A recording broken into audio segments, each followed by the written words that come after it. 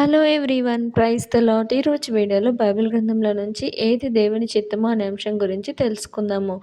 దేవుని చిత్తం ఏదో పరీక్షించి తెలుసుకోవాలని దేవుని వాక్యం సెలవిస్తుంది కాబట్టి, వాక్యానుసారంగా ఏది దేవుని చిత్తం అని దేవుని వాక్యం నుంచి మనము గమనించినట్లయితే, ప్రతి విషయమునందును కృతజ్ఞతాస్తుతులు చెల్లించాలి. ఇలాగ చేయుట దేవుని చిత్తం అని దేవుని వాక్యం సెలవిస్తుంది కాబట్టి, మనము ప్రతి విషయంలో దేవునికి కృతజ్ఞతలు చెల్లించే వారిగా ఉండాలి. రెండవదిగా చూసినట్లయితే పరిశుద్ధులుగా ఉండుట దేవుని చిత్తమని దేవుని వాక్యం సెలవిస్తుంది కాబట్టి, అన్ని విషయాల్లో పరిశుద్ధత కలిగి మనము జీవించాలి.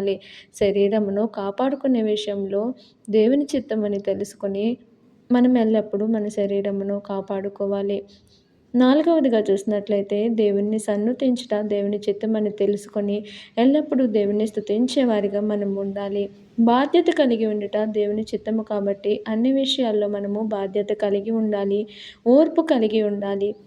అదేవిధంగా యథార్థపూర్వకంగా మనము సేవ చేయాలి. ఈ విధంగా మనము అన్ని విషయముల్లో కృతజ్ఞత కలిగి, పరిశుద్ధత కలిగి, దేవుని స్తుతిస్తూ, బాధ్యత కలిగి జీవిస్తూ, సహనంతో దేవుని కోసం ఎదురు చూస్తూ, అన్ని విషయముల్లో యథార్థంగా ప్రవర్తించాలి. ఈ విధంగా మనం చేయటానికి దేవుడు మనకు సహాయం చేయనుగాక.